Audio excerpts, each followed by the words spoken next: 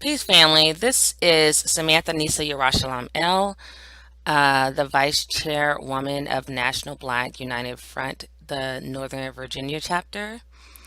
And this is a presentation I am giving for our SANKOFA study circle. The name of this class is Introduction to KWANZAA 101.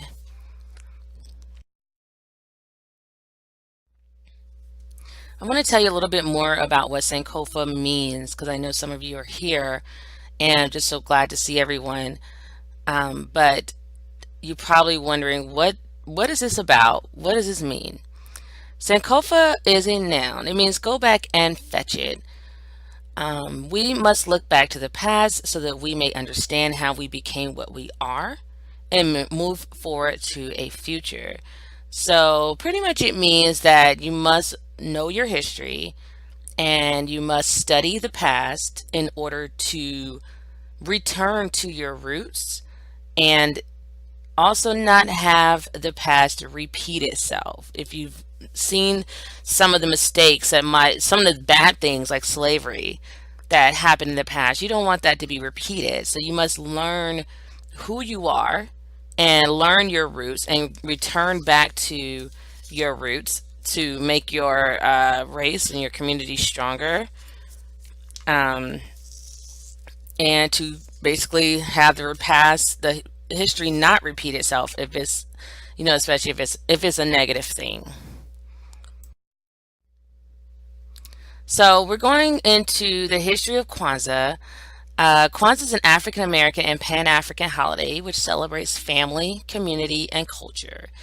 Celebrated from 26 December through 1 January, its origins are in the first harvest celebrations of Africa, from which it takes its name. The name Kwanzaa is derived from the phrase Matunde ya Kwanzaa, which means first fruits in Swahili, a Pan-African language which is the most widely spoken African language.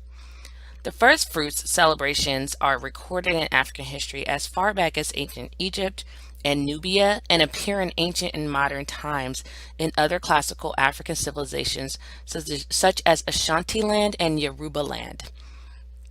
These celebrations are also found in ancient and modern times among societies as large as empires, the Zulu or kingdoms, Swaziland, or smaller societies and groups like the Matabele, Thanga, and Lavidu, all of southeastern Africa. Kwanzaa builds on the five fundamental activities of continental African first fruit celebrations: in gathering, reverence, commemoration, recommitment, and celebration. Kwanzaa then is the origins of Kwanzaa, the first fruit celebration, a time of ingathering of the people to reaffirm the bonds between them, a time of special reverence for the Creator and creation and thanks and respect for the blessings, bountifulness, and beauty of creation, a time for commemoration of the past in pursuit of its lessons and in honor of its models of human excellence, our ancestors. A time of recommitment to our highest cultural ideas in our ongoing effort to always bring forth the best of African cultural thought and practice, and a time for celebration of the good of life and of existence itself, the good of family, community, and culture, the good of the awesome and the ordinary, in a word, the good of the divine, natural, and social.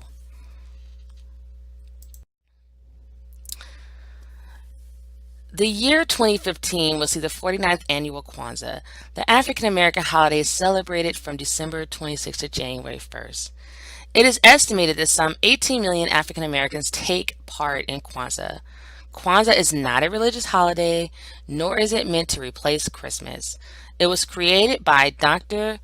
Maulana Run Karenga, a professor of Black Studies. In 1966, at this time of great social change for African Americans, Karenga sought to design a celebration that will honor the values of ancient African cultures and inspire African Americans who were working for progress. Kwanzaa is based on the year-end harvest festivals that have taken place throughout Africa for thousands of years. The name comes from the Swahili phrase Matunda ya Kwanza, which means first fruits of the harvest. Karenga chose a phrase from Swahili because the language is used by various peoples throughout Africa. And I actually appreciate that he chose that phrase as well because it connects us back to our roots. Why was Kwanzaa created?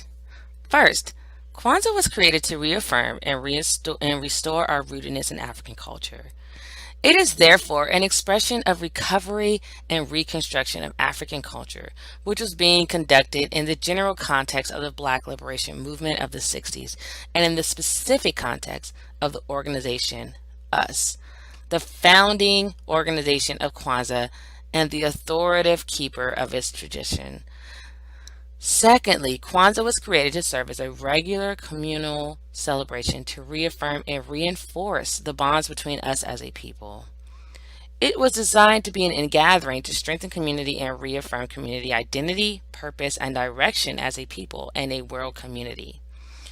Thirdly, Kwanzaa was created to introduce and reinforce the Nguzo Saba, the 7 principles. These 7 communitarian African values are UMOJA for unity, KUJICHAGULIA for self-determination, UJIMA, collective work and responsibility, UJAMAA, cooperative economics, NIA, which means purpose, Kuumba, which means creativity, and Imani, which means faith. This stress on the Nguzo Saba was at the same time an emphasis on the importance of African communitarian values in general, which stress family, community, and culture and speak to the best of what it means to be African and human in the fullest sense. And Kwanzaa was conceived as a fundamental and important way to introduce and reinforce these values and cultivate appreciation for them.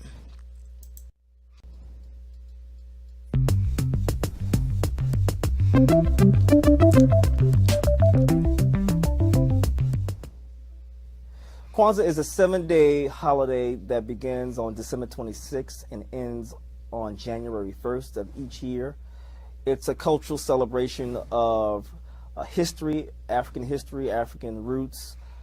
It's a celebration that begins to look back in the past, tries to assess who African American people are, how they are connected to a larger world, larger than the United States. It's a holiday that also looks forward, looks in the future, and begins to grapple with the question of where are Black people going. But it's also a holiday that begins to embrace other aspects of the national community. It's a celebration that's not for Black people only. It's a celebration that brings diverse groups of people together. Just to give you an example, you can find Kwanzaa in the Smithsonian every year, which is in Washington, D.C., the big museum. You can find Kwanzaa being celebrated in Jewish synagogues. You can find Kwanzaa in Unitarian churches across the country. You can find Kwanzaa in a diverse, in a select group of institutions that you would never think that it would appear. And the fact that it occurs right after Christmas gives an opportunity for other groups to speak to what it means to come together at the end of the year. Now, we all do that, and it's not to say that African Americans don't celebrate Christmas. African Americans are lifelong Christians, still celebrate Christmas much more than they celebrate Kwanzaa. But it at least allows another story to be told about a people's history, and it brings together the national community that's very diverse in the 21st century. So, you have this holiday cornucopia, as I call it. You have Kwanzaa, Christmas, you have Hanukkah, although it sort of rotates, and you may even have the Chinese New Year that sometimes is close to the holiday Ramadan. So, again, sometimes close, but Ramadan occurred much earlier in the calendar year this year. and that these holidays have not only a way of bringing people together, but speaking to other aspects of the national communities. It was mistaken in the early phase of the holidays history as being something that was sort of based on African religion, based on that it was anti-Christian in certain ways, and those were myths. It was meant to reconnect African Americans back to a cultural base, and that cultural base being the continent of Africa.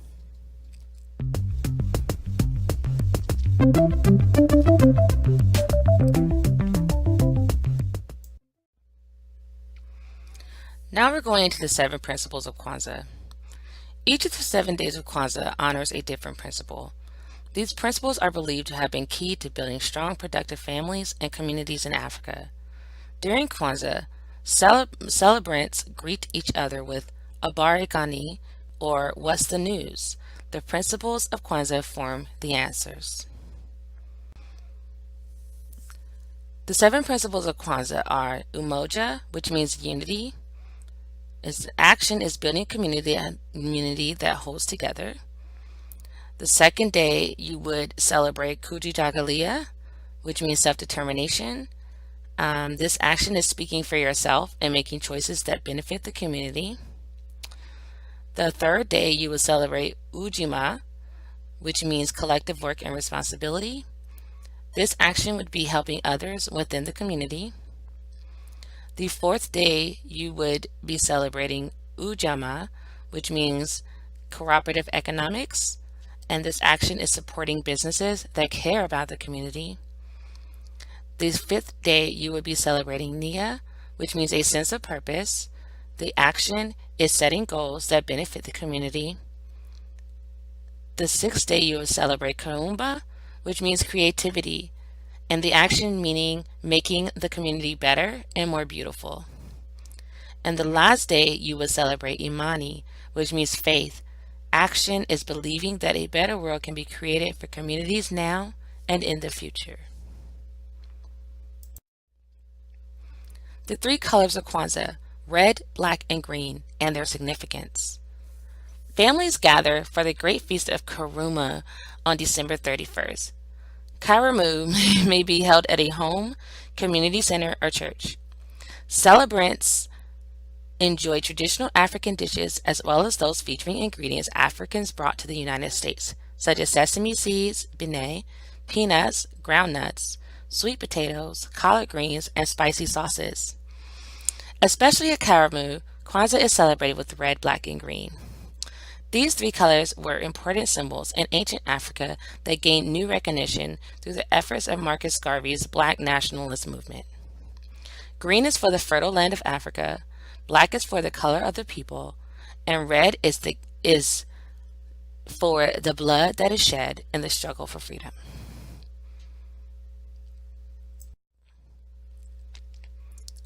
Some of the decorations of Kwanzaa.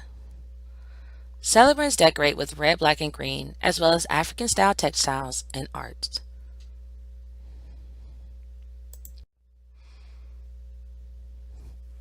The 7 symbols of Kwanzaa, which is a little bit different from the 7 principles. So the 7 symbols of Kwanzaa are what you would use to decorate what they call a set. And we'll see later in this film what a set is. So the first symbol is Kikombe cha Umoja, which is the unity cup. The celebrants drink from this cup in honor of their African ancestors. Before drinking, each person says Harambe, or let's pull together. The second symbol of Kwanzaa is the Kanara, the candle holder which holds 7 candles. This symbol is said to symbolize, this object is said to symbolize stalks of corn that branch off to form new stalks, much as the human family is created. The third symbol of Kwanzaa is Mazao, is the meaning of the fruits, nuts, and vegetables. The action is to remind celebrants of the harvest fruits that nourish the people of Africa. The fourth symbol is Mashuma Saba, which are the 7 candles that represent the 7 principles. A different candle is lit each day. 3 candles on the left are green, Three on the right are red, and in the middle is a single black candle. The fifth symbol is mkeka, which is the mat. The symbols of Kwanzaa are arranged on the mkeka, which may be made of straw or African cloth. It symbolizes the foundation upon which communities are built. The sixth symbol is vibunze, which is plural, or mihundi. This is the ear of corn. And this action is traditionally one ear of corn is placed on the mkeka for each child present. And the last symbol of Kwanzaa is zawadi, which are the gifts. Traditionally, educational and cultural gifts are given to children on January 1st, the last day of Kwanzaa.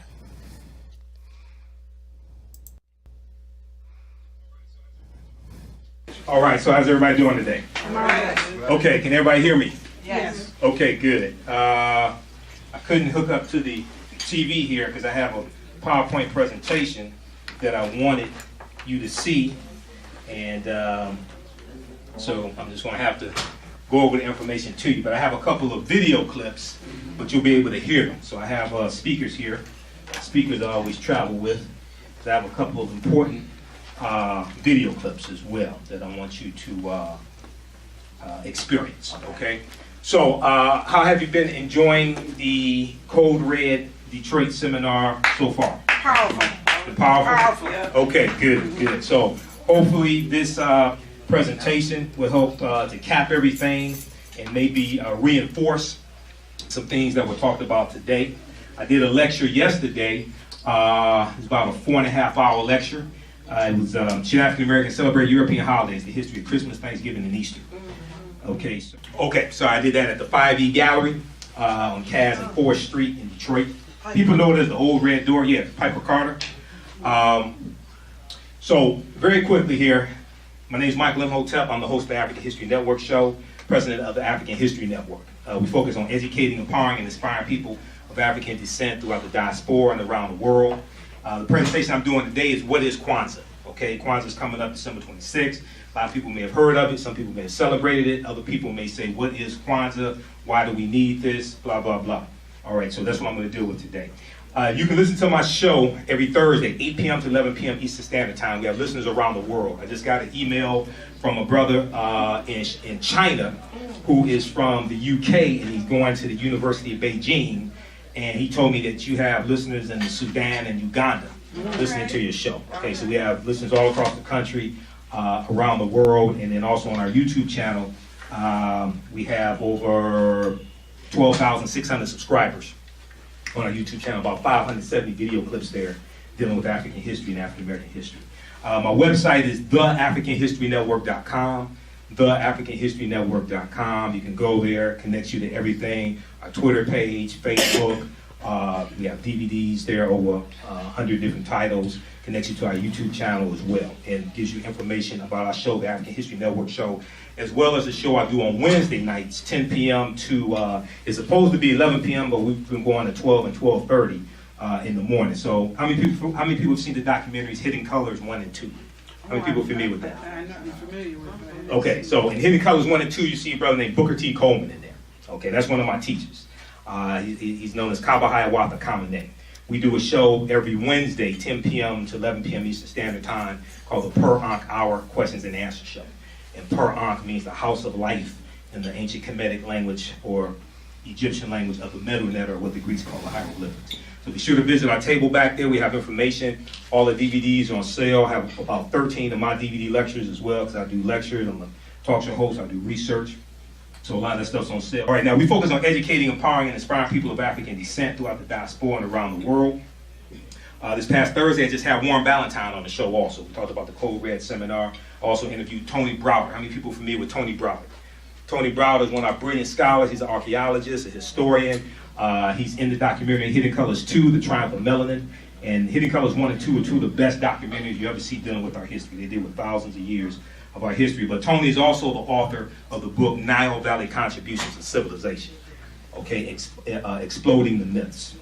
I recommend that book to everybody because he deals with thousands of years of history, African history, European history, everything. And it's very easy to understand. You don't need a PhD in archaeology, African American studies, or anything like that to be able to understand this book.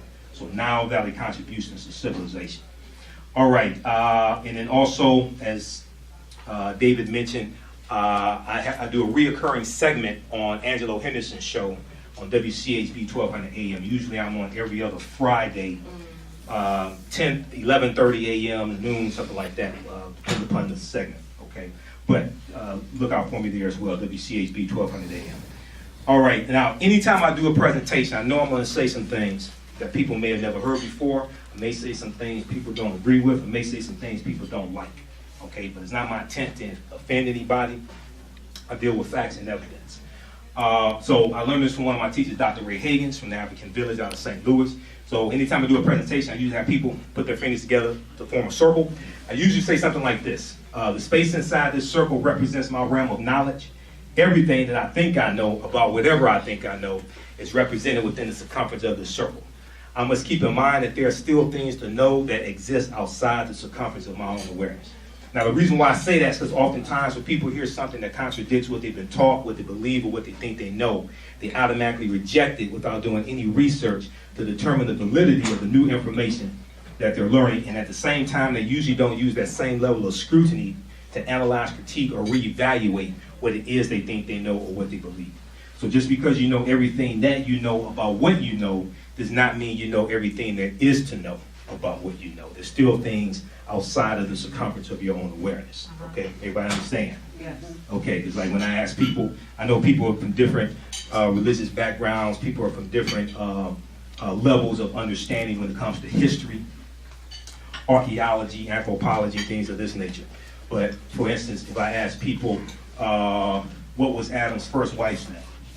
Usually people are confused because they haven't studied it. But if you go look up Lilith, you'll see that this was Adam's first wife's name. But you have to do some research. Okay, so that's just something outside the circumference of your own awareness, just something to throw out at you. All right, now, why is studying African history important? Every ethnic group in America has their history and culture intact for the most part, their language, knowledge of self, things of this nature. But one of our great scholar warriors, Runoko Rashidi, I've interviewed him, I think 5 or 6 times. He's in Hidden Colors 2. He's a prolific author. One of his most recent books, Black Star, The African Presence in Early Europe. It deals with the presence of African people going back hundreds of years, even before the Moors go in 711 AD, 8th century. But he's been to 103 countries and islands around the world, okay? He's a world traveler. He takes pictures wherever he goes to document the African presence around the world. He has a personal library of approximately 25,000 photographs he's taken around the world. African people in Australia, Dominican Republic, Brazil, everywhere, India, all around the world. But he has a saying, and I modified it some, but what this capsulizes why African history and culture are so important. What you do for yourself, what you do to yourself, and what you allow other people to do to you is based upon what you think about yourself. What you think about yourself is based upon what you've been taught about yourself. What you've been taught about yourself is based upon everything you've read, heard, and seen about yourself. Okay, so as Dr. Wade Nobles, another one of our great scholar warriors, says, power is the ability to define and shape reality and have other people accept your definition of reality as if it were their own. All right, so this is what happens when the people don't know who they are. We've been taught to see reality through the eyes of Europeans, okay? And self-determination, to a large extent, has been taken away because we don't understand how to define reality for ourselves. So this is one of the reasons why the history and culture are so important. Very briefly, so we can understand the importance of culture before we really start talking about Kwanzaa, which is a cultural holiday. How many people are familiar with Dr. Leonard Jeffries? Dr. Jeffries, one of our great scholar warriors, another one of my teachers. I've interviewed him 14 times on my show. We just had him on Your Voice with Angelo Henderson, November 1st, if I remember correctly. We were dealing with the 6-part documentary from Dr. Henry Louis Gates Jr., or as he calls him, Dr. Henry Louis Skipper Troop Gates. But he has a 6-part documentary called The African Americans, Many Rivers to Cross, aired on PBS, 6 consecutive Tuesdays. How many people saw that? Some. Okay. So we were dealing specifically with episode 1 and some of the historical inaccuracies in episode 1. Like, for instance, he talks about the first known African coming in 1513, Juan Garrido, who was a black conquistador, but he didn't talk about the African presence in this country going back at least 51,700 years, and it's been documented. Okay, he didn't deal with that African people are the indigenous people to this land. And if you read the book, the first Americans were Africans, documented evidence by Dr. David Imhotep, no relation to me, he's not my father or anything like that. He has 713 footnotes and 7 peer-reviewed articles thoroughly documenting the African presence in this country in the territory today known as South Carolina, Allendale County, South Carolina, 51,700 years ago, and in South America, 56,000 years ago. Okay, so these are things that we have to reclaim. But Dr. Jeffries, when he teaches, he talks about the pyramid principle. And usually I show a picture of the pyramid of Khafre with the Sphinx or Her-em Akhet in front of it, because that's the Sphinx is an Arabic term, that's not what we called it. Her-em Akhet, meaning Heru on the horizons. But when you look at a pyramid, it has 3 sides, right? A triangle, 3 sides. The foundation is African history and culture, okay? This gives you your foundation, your roots. The 2 sides of the pyramid are economic empowerment and political empowerment. If that foundation is not there, it does not matter how much money you have, you will not know what to do with it, and you will not be able to control it. So this is why the gross domestic product for African Americans right now is approximately $1 trillion, and 98% of our dollars are spent with people that don't look like us. 95% with European Americans, 3% with other ethnic groups, okay? Because that foundation is not intact. And if you don't control the economic empowerment, it's impossible for you to control the political empowerment, because politics does not operate without money. Okay, you cannot hold your politicians accountable if you don't control your dollars. Okay, so this is why this is extremely important. And Dr. Jeffries talks about a systems analysis versus a paralysis of analysis. All right, now, very quickly, to understand what culture is, because it's been taken away from us for the most part during the colonization, the transatlantic slave system, the Great Ma'afa, the Great Disaster, things of this nature. So culture deals with the traditions, spiritual systems, art, music, dance, folklore, mythology, cosmology, language, educational system, etc. Cosmology deals with the study of the universe as an orderly system, okay?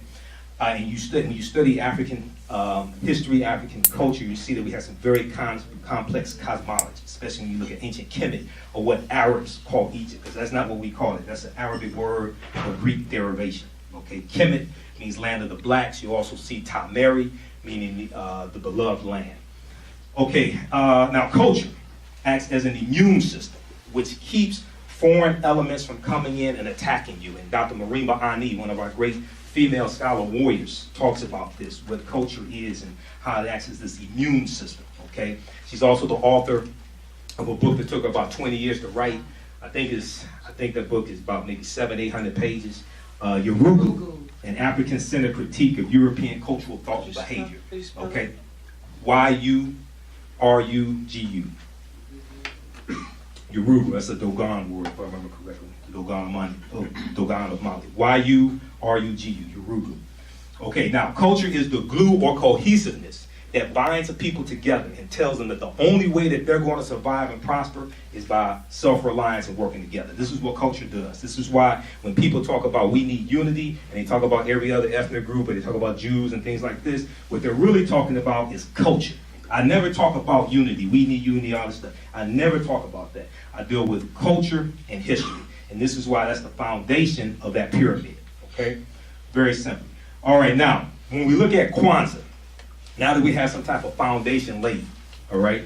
And let me just explain to people, it takes a lot of time to put together presentations. The one I did yesterday, that was the culmination of 3 years of research I've been doing on the origins of all the holidays. I've done shows dealing with the origins of Friday the 13th and fricatriskaidekaphobia, which is the fear of Friday the 13th and where this comes from. The origins of Easter and Valentine's Day, coming from the festival of Lupercalia, which is an ancient wolf festival amongst Romans and things of this nature. So the 3 main reasons why I do presentations, because I don't do this for the money. It takes money to do this, but I don't do this for the money. My degree is in business administration from Wayne State University. Number one, I tell people, don't take my word for this, go do your own research. Number one, I do these presentations to make you think. If I can make you think, you start asking questions. You start asking questions, you start seeking out answers. Number two, to provide you with the information, the resources, the books, the websites, the articles, the video clips, etc., for you to go do your own research. Proper documentation ends all conversation. This is why I don't do any debate. Number three, we can sum up in 2 words why we do the research. People like myself, Brother Kaba Kamene, Booker T. Coleman, Dr. Linda Jeffries, etc. We can sum it up in 2 words: behavior modification. Right now, it's correct wrong behavior. So this information has to transform you and ultimately transform your behavior. If you read Secrets of the Millionaire Mind by T. Harv Eker, which is a fantastic book, and when I teach entrepreneurship, I reference that book. He talks about the process of manifestation. The process of manifestation states that your thoughts create feelings, your feelings create actions and behaviors, your actions and behaviors create results. Once again, your thoughts create feelings, your feelings create actions and behaviors, your actions and behaviors create results. So when you have people who can control the circumference of your own awareness, not only can they influence your actions, they can predict your actions. Okay, this is why a lot of our reactions to a lot of things that happens is to march. And I'll talk about how we suffer from March Madness. We get mad and we want to march because our circumference of awareness is being shaped by those who are in power, the 1%. And, well, I'm not going to call any names, but we'll continue. Okay. But this is what happens, all right?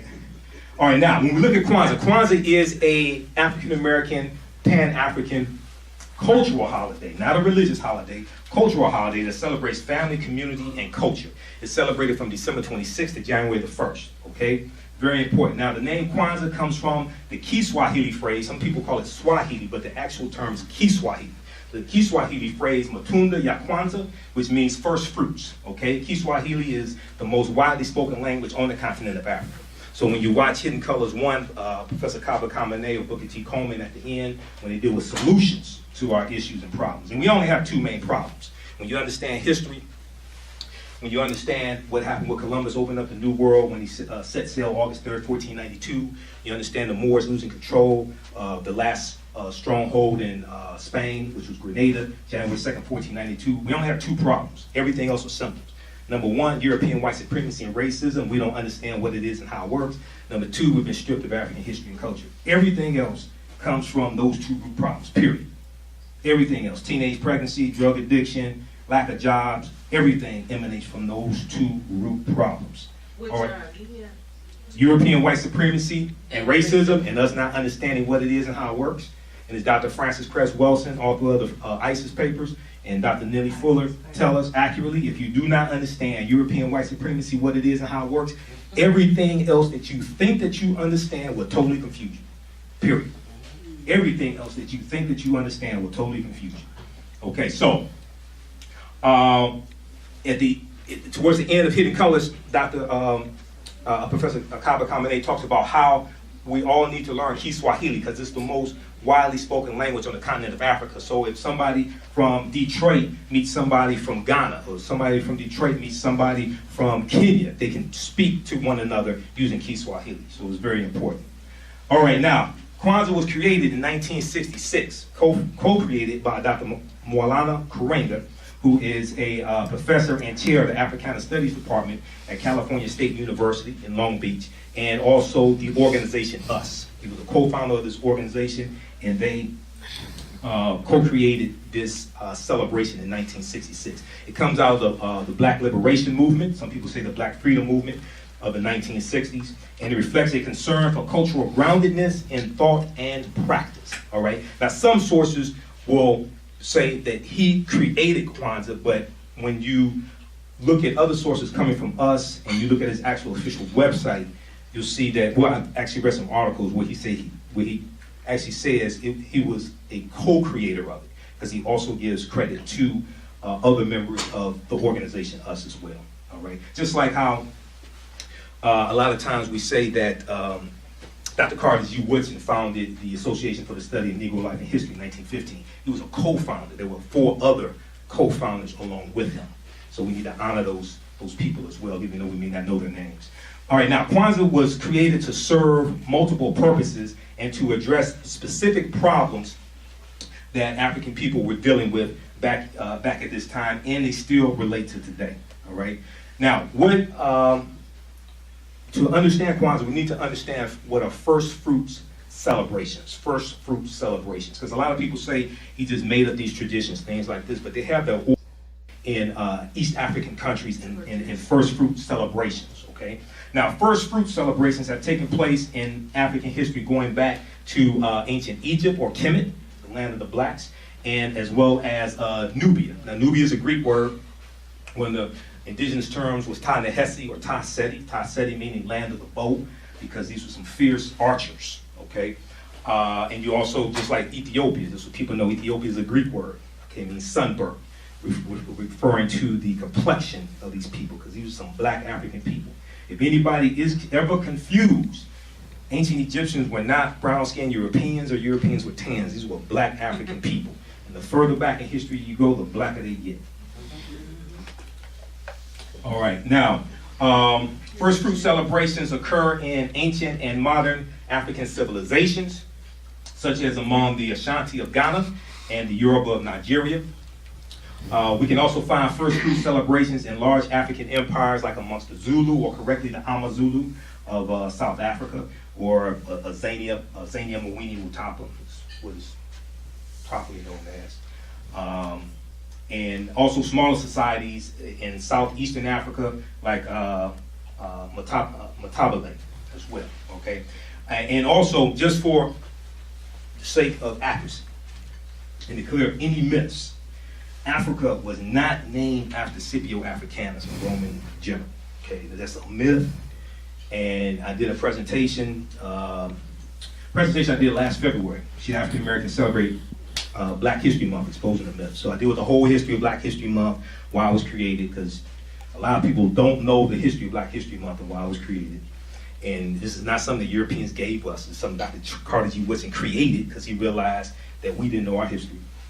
And I dealt with Scipio Africanus. So just briefly, so we can dispel this myth. I don't have time to deal with the Willie Lynch being a fraud and a fake and never historically existed. I don't have time to get to that. But first of all, when you look at, have you all heard that Africa's named after Scipio Africanus, Roman general? Okay, have you heard that? All right, first of all, just very briefly, when you study Publius Cornelius Scipio, and you study his family's last name was not Africanus, number one. Number two, Africanus in Latin means belonging to Africa or of Africa. Don't take my word for it. Get the Cassell's Latin English Dictionary, page 11, right-hand side in the entry for afeer, A-F-E-R, and it breaks down Africa and what it means.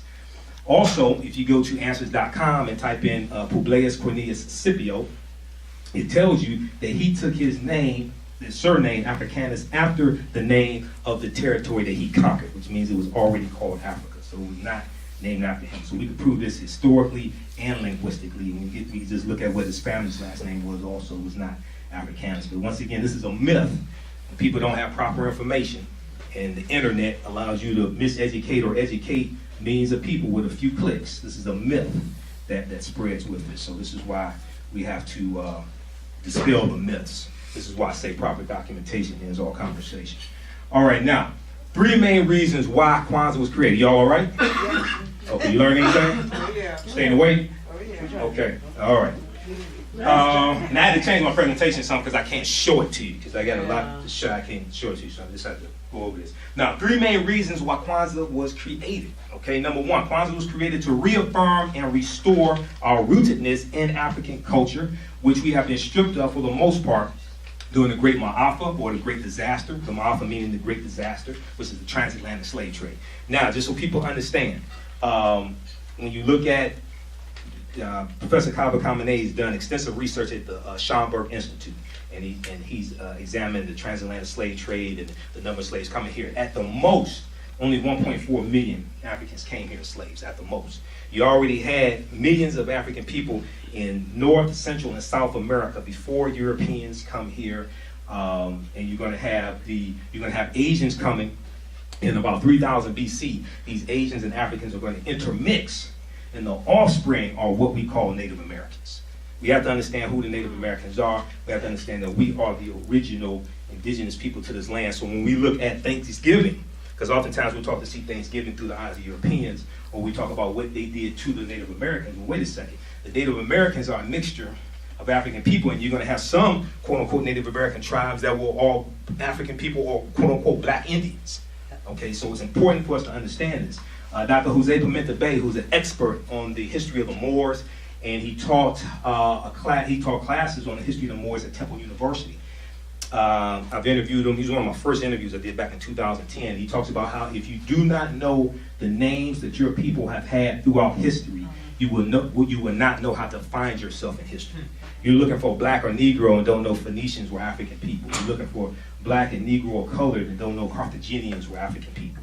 Okay, you don't know that Brazil is 52% African or mulatto. The population of Brazil, Brazil has the largest population of people of African descent outside the continent of Africa. They have over 100 million people of African descent in Brazil. But when you look at the Travel Channel, the History Channel, travel brochures, they show you the descendants of the Portuguese to hide this from you. Right. Because if you saw African people there, and then if you actually learn that African people were the first people in South America going back 56,000 years ago, then all this would totally start to dispel and destroy European white supremacy. Okay, because European white supremacy is based upon a myth, and the only way it really has the most power is if you actually believe it. Right. Okay, if you don't believe it, okay. Before we wrap up, I want to make sure I get through this. Okay, but how are we doing on time? Where's David? Because before we go, let me be sure to remind me to explain to you how European white supremacy is like the Wizard of Oz. Okay, all right. You control the time, brother. All right, now, Kwanzaa is an expression of recovery and reconstruction of African culture. This is a process that was taking place in various degrees during the Black Liberation Movement, Black Freedom Movements of the 1960s, with groups like the organization US, which was co-founded by Dr. Maulana Kareem. Now, number two, we're dealing with three main reasons why Kwanzaa was created. So number one, we have to reaffirm and restore rootedness in African culture. Number two, Kwanzaa was created to serve as a regular communal celebration to reaffirm and reinforce the bonds between us as a people, okay, between African people. So it reconnects us to the community, and this is why it's also good to go to community celebrations of Kwanzaa. At the Charles H. Wright Museum, you can check their website, because the Shrine of the Black Madonna, they usually have a really good celebration. I'm speaking a bunch of them. So let's see, 27th, Malcolm X Grassroots Movement, they're doing one that is at the 5E Gallery. I'm speaking there. And then just go to my website, because I'm going to have them listed, because I'm speaking at a few different ones. I can't remember all of them now. But it's good to go to a community Kwanzaa event, because then you get the input of a lot of people. You feel the energy of the people. You feel the bonding of the people as well in the community. All right, now, Kwanzaa was designed to be an in-gathering, which means a coming together, to strengthen community and reaffirm community identity, purpose, and direction as a people and a world community. All right, very important to reaffirm common identity, who we are. Okay, some people are confused about who we are. Suge Knight just said he'd rather be called an N-word than African American. See, it's people like that maybe wish birth control was retroactive. No, okay, but Suge Knight, who has access to the media, okay, whose music has influenced. You know, Suge Knight helped expose Tupac. People already knew Tupac before Suge Knight, but he helped expose Dr. Dre and Snoop Dogg, things like this. And this Negro says something like that. All right. Work for the FBI. Makes me think they got the wrong person when Tupac died. All right. Yeah, I wouldn't doubt that. Okay. Now, okay, let's continue. Number three, three main reasons why Kwanzaa was created.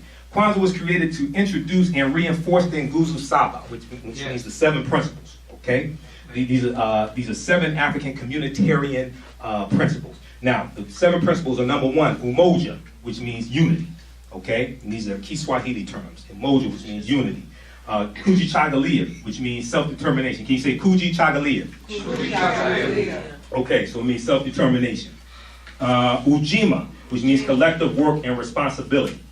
Okay, can you say UJIMA? UJIMA. All right, now a lot of people are familiar with UJIMA because the episode of Sanford and Son entitled Lamont Goes African, he told Fred, he said, we're going to have some UJIMA in this house. And Fred said to Bubba, he said, Bubba, you ever heard of UJIMA? And Bubba said, I heard of Big Jima, but I never heard of UJIMA. So we've all heard of UJIMA before. We just didn't know, okay? All right, now, number 4 is UJAMAA. UJAMAA means cooperative economics. Can you say UJAMAA? UJAMAA. All right. And number 5 is NIA, which means purpose. NIA. Number 6 is KUUMBA. Can you say KUUMBA? KUUMBA means creativity. And number 7 is Imani, which means faith. Can you say Imani? We all know Imani because we probably all know somebody named Imani. All right, now when we break down the principles, UMOJA, which means unity, it means to strive for and maintain unity in the family, community, nation, and race. Okay? And a lot of people want to convince us we're in post-racial America. No, we aren't. Okay, just so people understand. KUJICHAGULIA, self-determination, means to define ourselves, name ourselves, create for ourselves, and speak for ourselves. This doesn't mean the chosen leaders chosen by other people who are trying to suppress you. This means leaders coming from the community who are accountable to you, and African people being able to speak for themselves. But to speak for ourselves, we have to have our own media. This is why the Empowerment Network is so important. This is why Radio 1 is so important. My network, the African History Network on Blog Talk Radio. This is why it's so important, because if you can't communicate to your people, then you are at a real disadvantage, okay? UJIMA, cooperative economics, means to build and maintain our own stores, shops, and businesses, and to profit from them together, okay? NIA, purpose, means to make our collective vocation the building and developing of our community in order to restore our people to their traditional greatness, okay? One of the things, I started studying back at Wayne State over 20 years ago now, probably about 22 years ago. I started about 1992 when Malcolm X movie came out. The movie changed my life, and I read the autobiography of Malcolm X. I call that book The Black Man's Eyeglasses, because it'll help you see things more clearly. That is a powerful book. How many people have read the autobiography of Malcolm X? That's a powerful book. Another important book I encourage people to read is by James H. Cone. It's called Martin, Malcolm, and America, A Dream or a Nightmare. Okay. In this book, he deals with passages and excerpts from their speeches, and he shows how at the end of both their lives, their ideologies were converging, and they were starting to think alike. Okay, so this was like really powerful. Okay, now we have KUUMBA, creativity. To do always as much as we can in the way we can in order to leave our community more beautiful and beneficial than we inherited it. All right. And when we go back to create this NIA, purpose, talking about traditional greatness, one of the things I was trying to find out is how do we go from pyramids to projects? How do we go from ruling the world to being under the foot of people who learn from us? And when you actually study, the missing link that I found, I read Black Man of the Nile and His Family by Dr. Yosef Ben Yakin, one of our great early pioneers in the study of African history, and probably one of the first archaeologists or Egyptologists of African descent. He's an Egyptologist. When you study the history of the Moors, these black African people called Moors, and anytime somebody tries to tell me, well, the Moors were white, you all are lying, I ask them to please go study the etymological derivation of the word Moor. And usually I don't hear back from them because it's dealing with us, the majority of it. But the Moors going into Europe and saving Europe, because when they go in, about 90% of Europeans are illiterate. Okay, you had kings and queens who couldn't read and write. They don't have a sanitation system. They aren't taking baths, things like this. They've lost the concept of longitude or latitude. The Moors introduced all this to them. They introduced technology, science, mathematics. And it was these Africans known as Moors who actually saved Europe. If it had not been for the Moors, the bubonic plague that hit in 1347 and then spurts up until 1400, which wiped out somewhere between 25 to 75 million Europeans, it would have wiped them all out if it hadn't been for what the Moors introduced to them. So personally, I wish we never taught them, but that's just me understanding history, okay? And what happened when the Moors started to be enslaved and killed off, but just understand the person. I just wish we never taught them. There's nothing personal, it's just understanding history. Then we have KUUMBA, creativity, to No, I just did that. Imani, faith, to believe with all our heart in our people, our parents and teachers, our leaders, and the righteousness and the victory of our struggle. Okay, so those are the Nguzo Saba and what they mean. We have the names and what they mean in English and Kiswahili.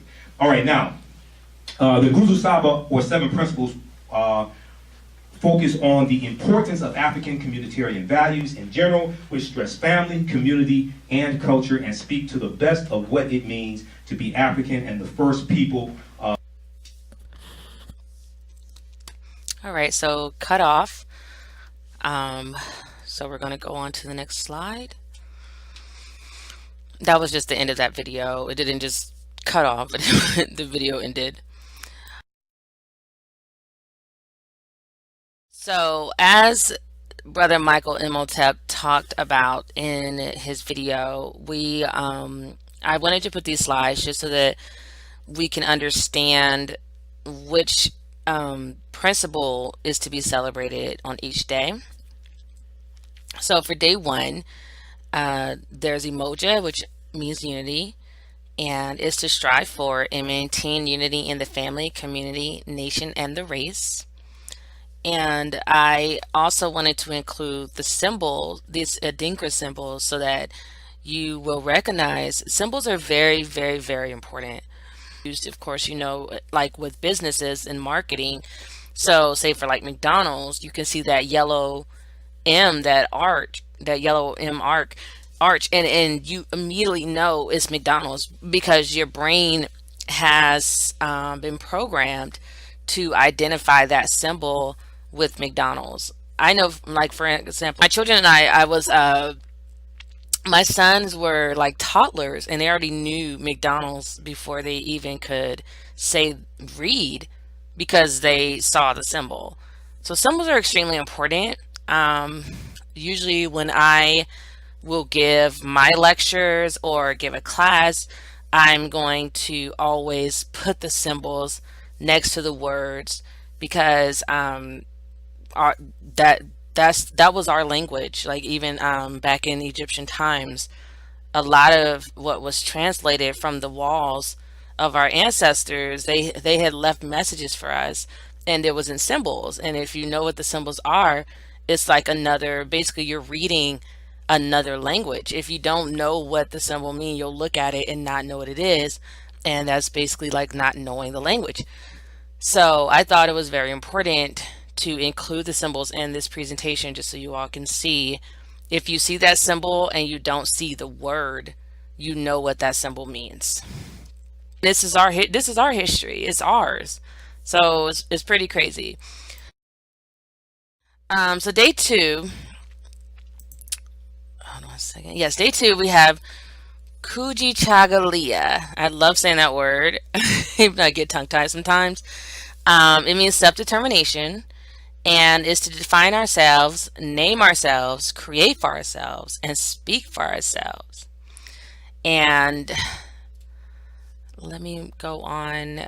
I was trying to remember if I had examples in this presentation, but you know, KUJICHAGULIA is basically knowing who you are as a person and not allowing others to tell you who you are, point blank. Like if you know you're African, you know your history, you know who your ancestors are, you know you were the first people here on earth, you know you were in America before everyone else. Like I don't care how many books are written by non-black people to try to dispel these truths.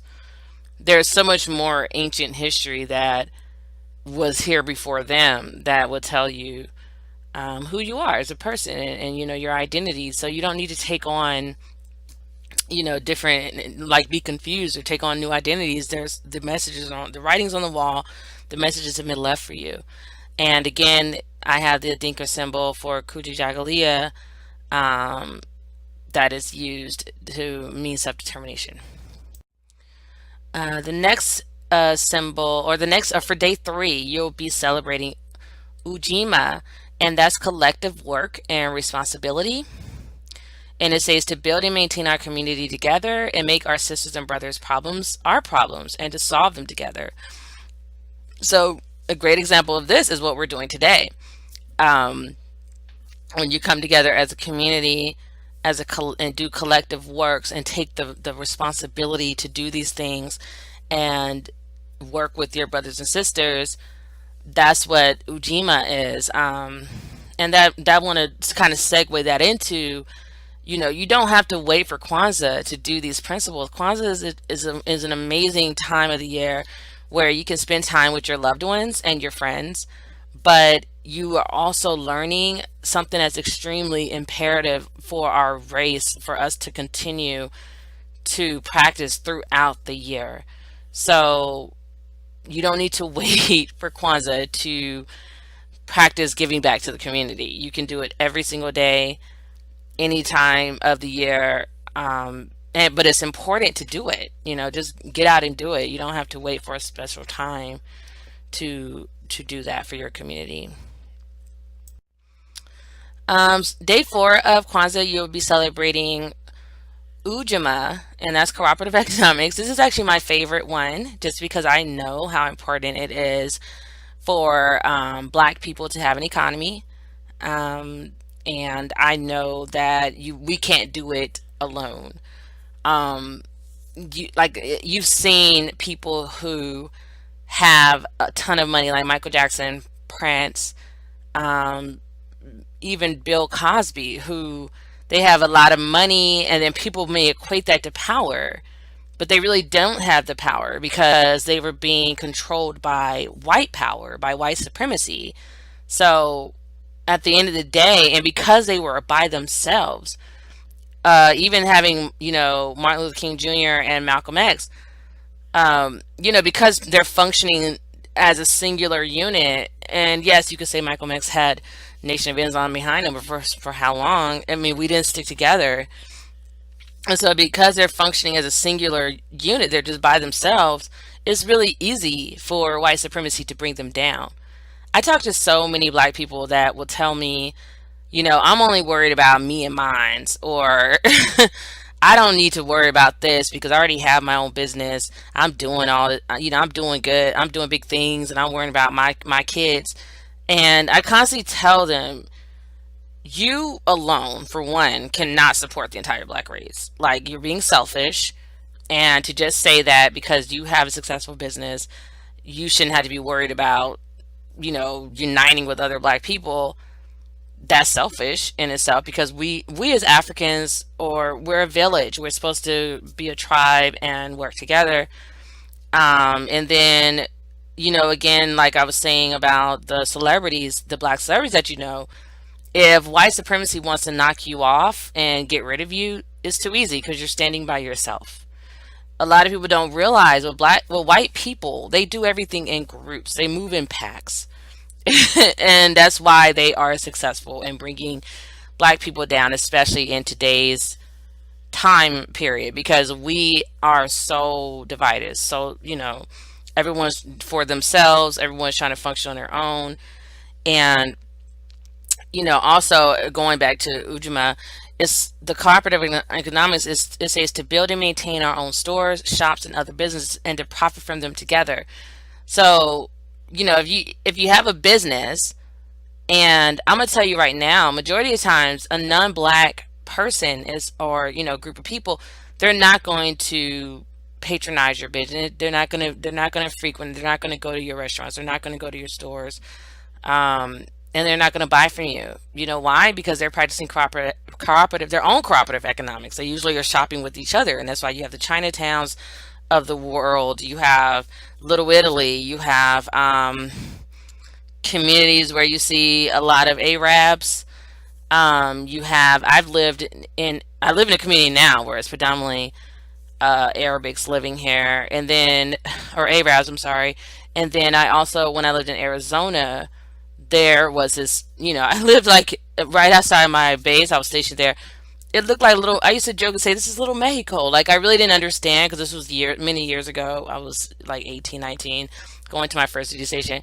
But looking back now, I'm like, wow, like they had flea markets, and it didn't even have a building. it was just outside. They would just set up tables and they would sell their goods, and they would all come and shop with each other. They weren't going to Walmart. They weren't going, and I'm not saying they don't go to Walmart, because they I do see them at Walmart too, but it wasn't nearly as many as I saw at this flea market that day, because I just happened to go there. And I mean, I'm gonna keep it 100. They were looking at me and my friends like we didn't belong there, and why were we there? Because we didn't know.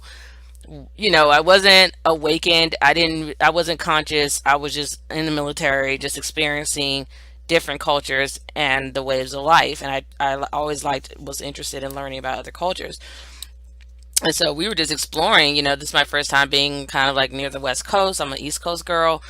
And I was just exploring what was around me. And they were looking like we didn't belong there.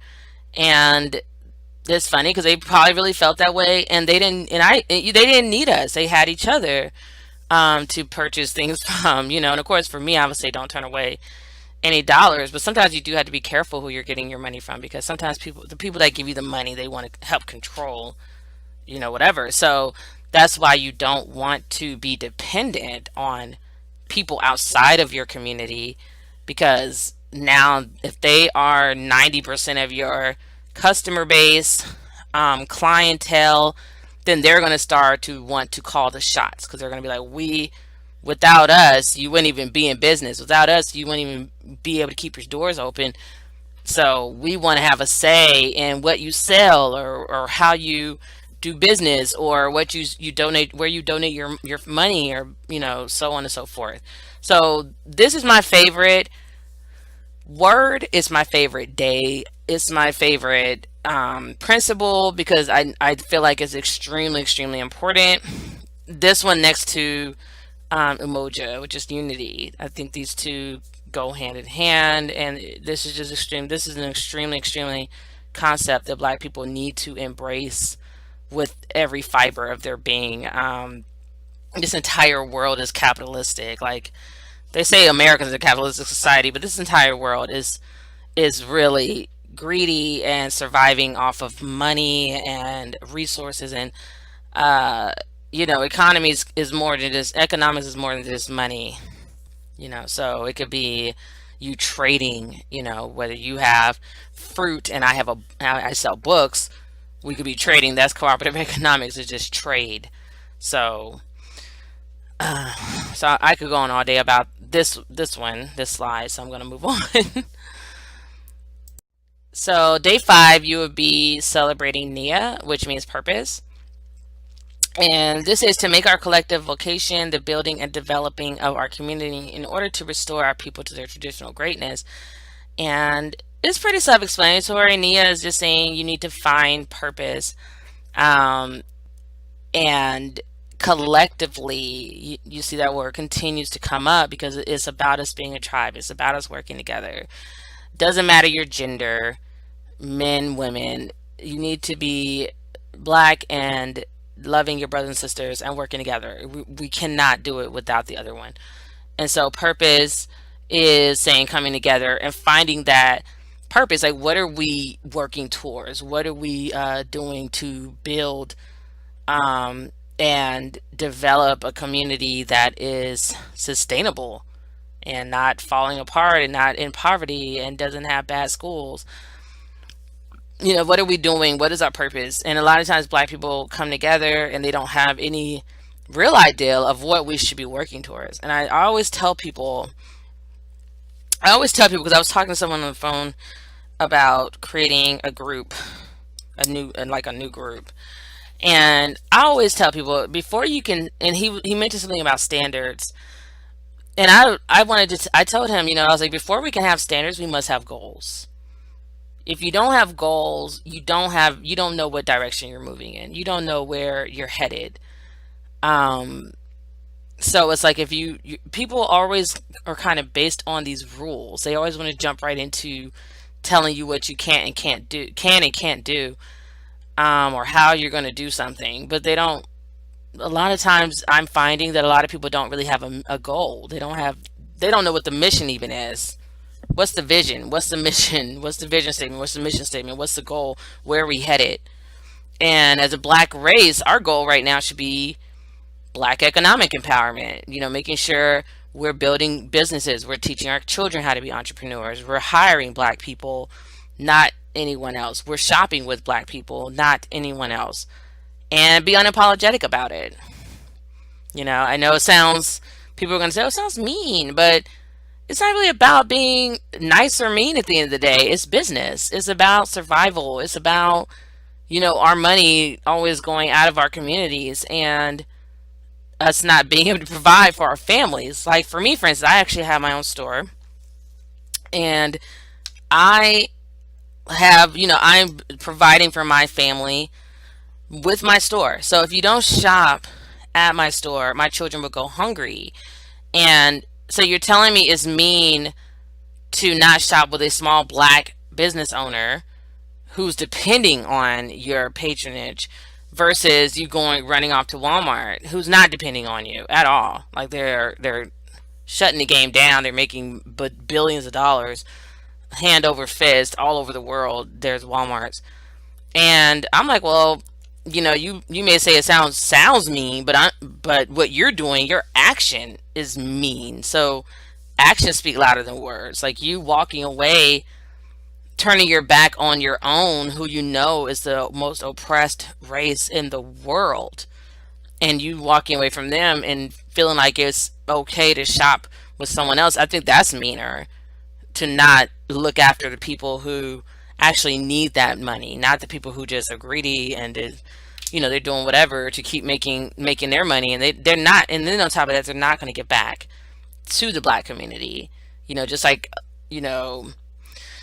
a lot of the churches, there's just so many different establishments that are always taking and never giving back. I remember when I was listening to Dr. Claude Anderson. I listened to, he's wonderful. He wrote Powernomics and White Labor, Black Wealth, and I follow him as well. He's brilliant.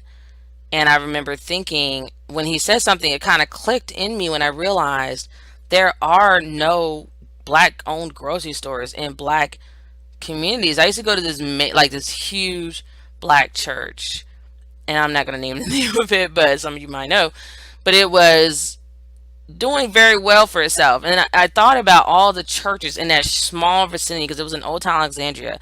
So in this small geographical space, it had to be like 100 churches. Like there were so many churches in that little area, but there was not one Black owned anything at all. There wasn't a Black owned restaurant. There weren't Black owned schools. There weren't Black owned banks. There weren't Black owned grocery stores. There weren't Black owned regular stores, so you can go shopping and buy your clothes for your family because you got to put some on your backs. There wasn't Black owned anything. But there was a church, literally, like I remember getting, like, I think I was trying to get somewhere and I was getting lost. But I remember seeing, like, every corner, there was a church on every single corner. And I'm like, man, like, it makes me really angry. And I think about how much money collectively they are collecting from those collection plates. Because I grew up in the church. I was a Christian. I walked away from that religion a few years ago.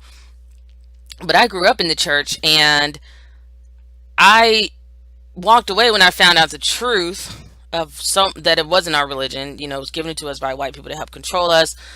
That's a whole nother lecture for another day.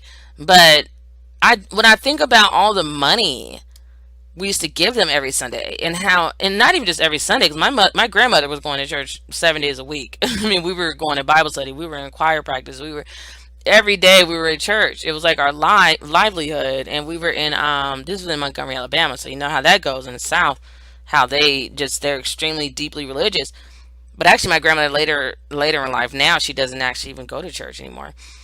But we were giving so much money to them, and I remember like feeling bad or guilty or embarrassed if I didn't have any money to give to these pastors, because I was, struggling. I was poor, or I just didn't have any money.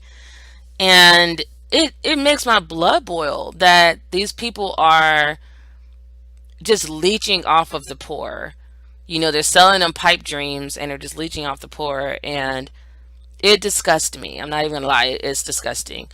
So this is what brings us back to purpose. You know, we need to know what our purpose is as a Black community. Stop wandering around aimlessly and having no real idea of what our goals are. And once you have those goals, it allows you to work towards them steadfastly. You know, you don't allow anything to throw you off your game or whatever. Just keep going. Know what the goals are as a collective and keep going until you achieve that goal. Shoot, try to exceed the goal if possible. So on day 6, we'll be you would be celebrating Kuumba, which means creativity in Kiswahili. And this is to do always as much as we can in the way we can in order to leave our community more beautiful and beneficial than we inherited it. And then you have the beautiful symbol of creativity. And this basically just means, you know, using what your skills and your talents and using that for good and using that for your community to better your community, instead of just hoarding that knowledge or that creativity that you have. Or a lot of people, they're afraid to be themselves, and it's like, who cares what people think? You know, at the end of the day, they're not paying your bills. If you are an IT geek, or you like to write comic books, or you like writing poetry or whatever, you know, use that to teach others and to make your community better. I know since I've really started in this, like, joined the Black Liberation Movement, I've met so many amazing Black people, and I grew up in a predominantly white area, so, and I was brainwashed like everyone else through the school system and TV and so on and so forth. And so when I'm in a room full of Black people and they're saying I'm a teacher, I'm a doctor, I'm a musician, I do this, I do that, I'm like stunned at our excellence, like the Black excellence in that room, like just of one group of people. Like it could be like maybe 20 people, and I'm like, man, like, if we have this much excellence, this much brilliance in one room, imagine what we could achieve if we imagine what we could achieve if we all came together as a whole race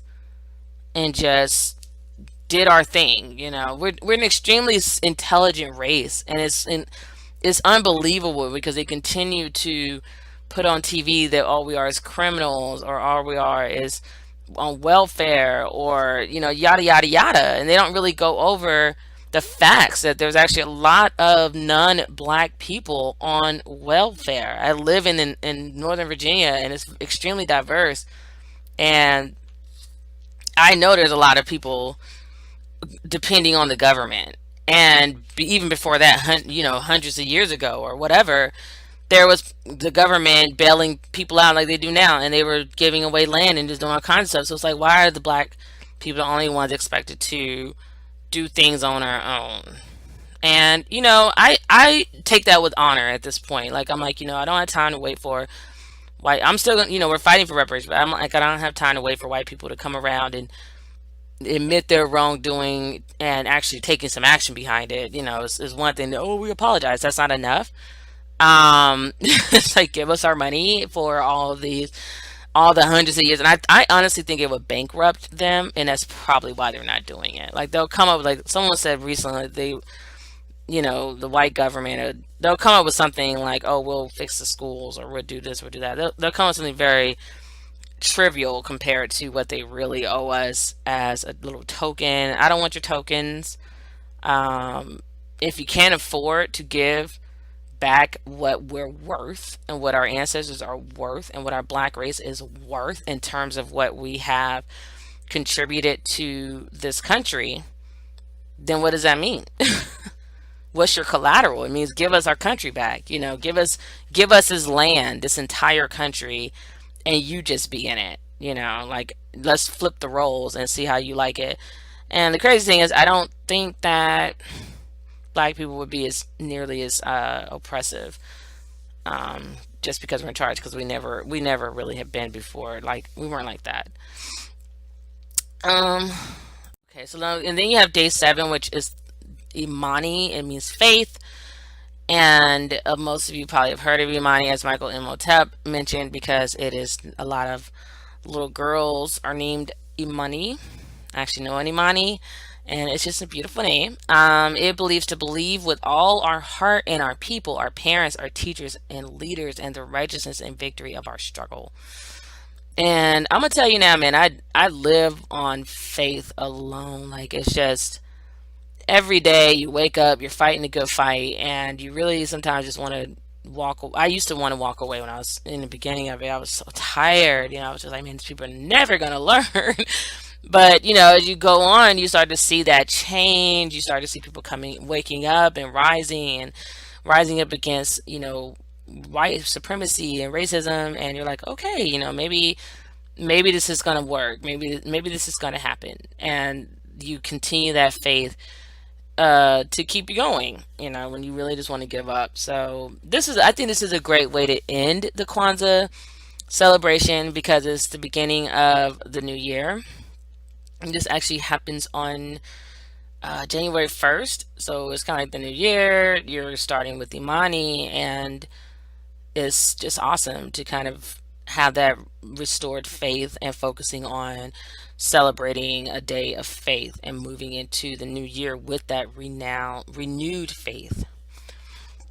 Okay, so these are some books I found online and on the Kwanzaa official Kwanzaa website, Malana Karenga's website, and there's so many more out there. It's ridiculous. So, but I just wanted to give you guys a few books to read, just to kind of learn more about Kwanzaa. And there's also, some of these books are for children so that you can teach them about Kwanzaa as well.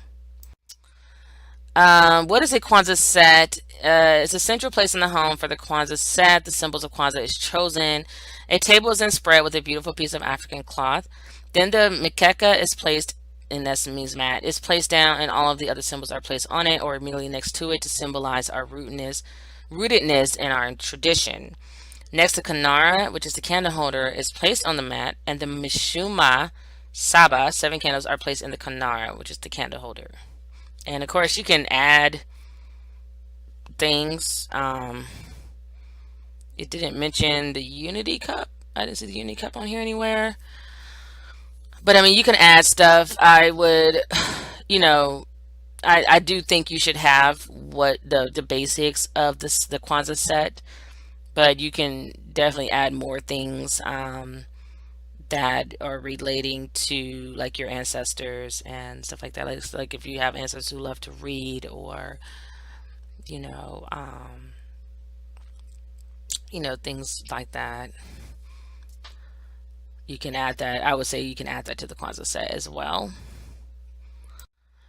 So here's some examples of Kwanzaa set, and you can see they're not exactly the same, but they have some of the same quality, objects in them. So you have the fruit, which symbolizes the harvest, and then you have, and it symbolizes life as well, because fruit is living, it's coming from a tree or a plant. And then you have the unity cup, you have the kanara, the candles. You see and as I mentioned before, just now on the other slide, you can see that they added like a little person. It looks like a voodoo doll almost, but voodoo is not bad. Actually, voodooing is a religion practiced by Africans, and of course, everything that we have practiced or created, they try to deem it as bad so that we will move away from our heritage and our truth, but it's not a bad thing. So they seem to have wanted to add a doll to their Kwanzaa set, and then you have on one, they have the beautiful curtains behind it, and they also have like an African cloth on the one table to the left, but then on the right they have like a mat. So it just shows how it can vary, but it still has the core pieces to it, like the corn and the candles and the kanara and such.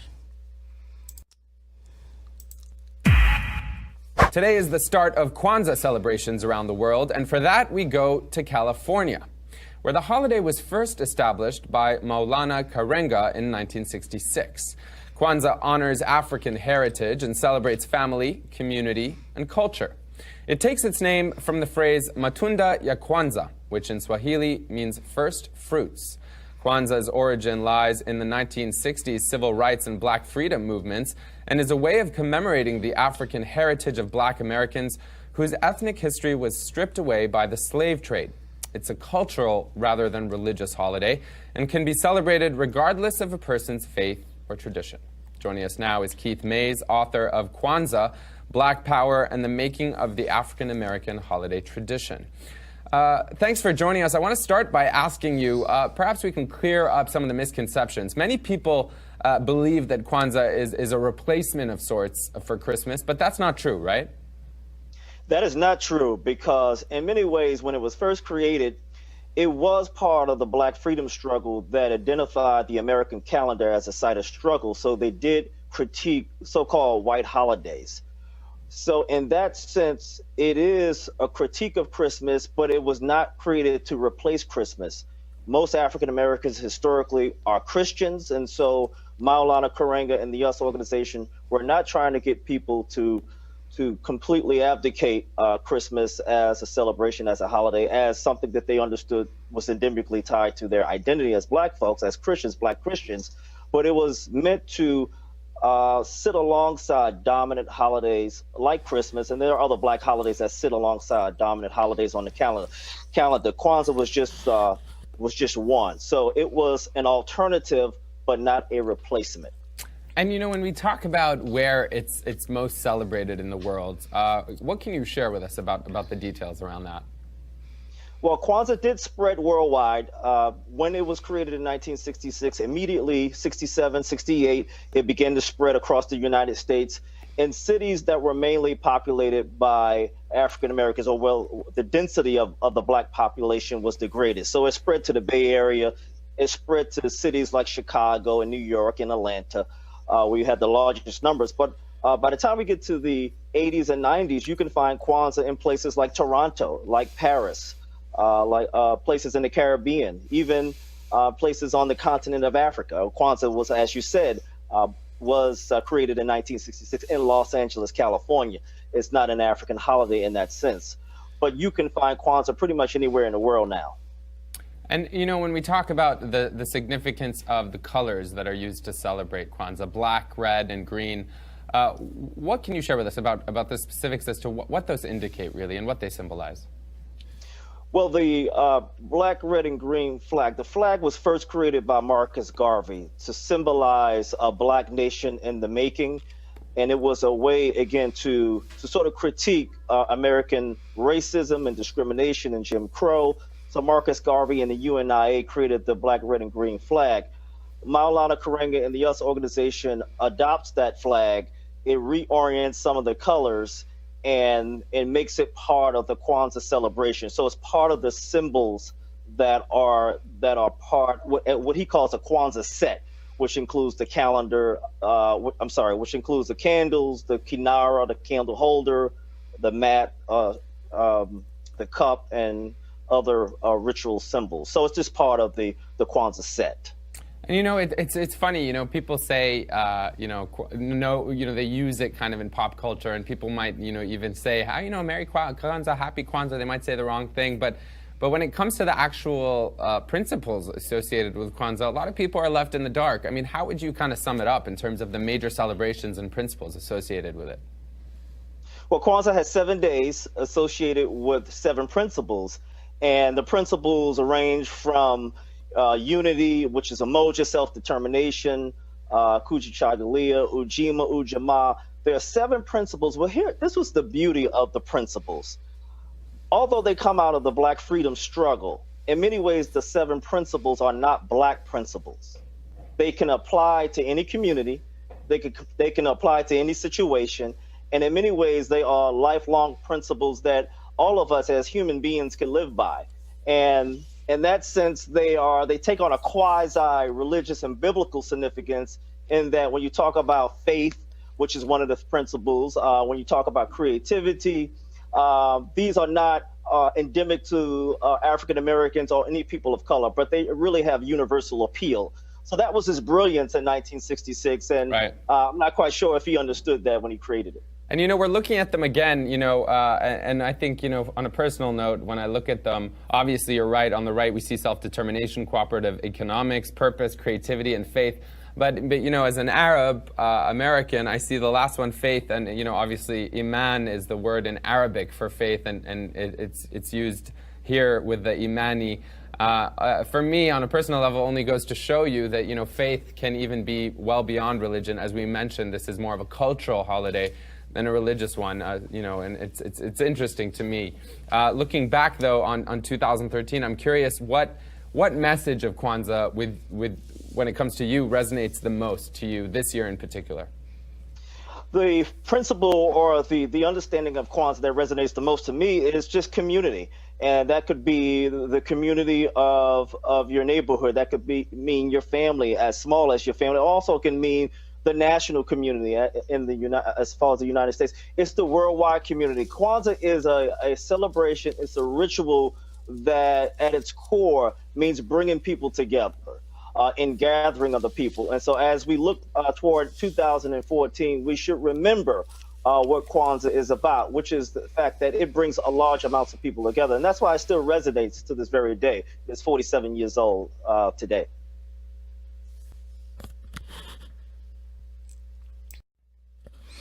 All right, guys, so that was my presentation. Again, my name is Samantha Nisa Yerushalayim El, and at this time, I am taking questions. So if you have any questions, feel free to ask, and I'll try to answer them as best that I can. If I can't answer your questions, I will take down your information and get back to you if you would like. And let's shoot out the questions. Thanks for watching.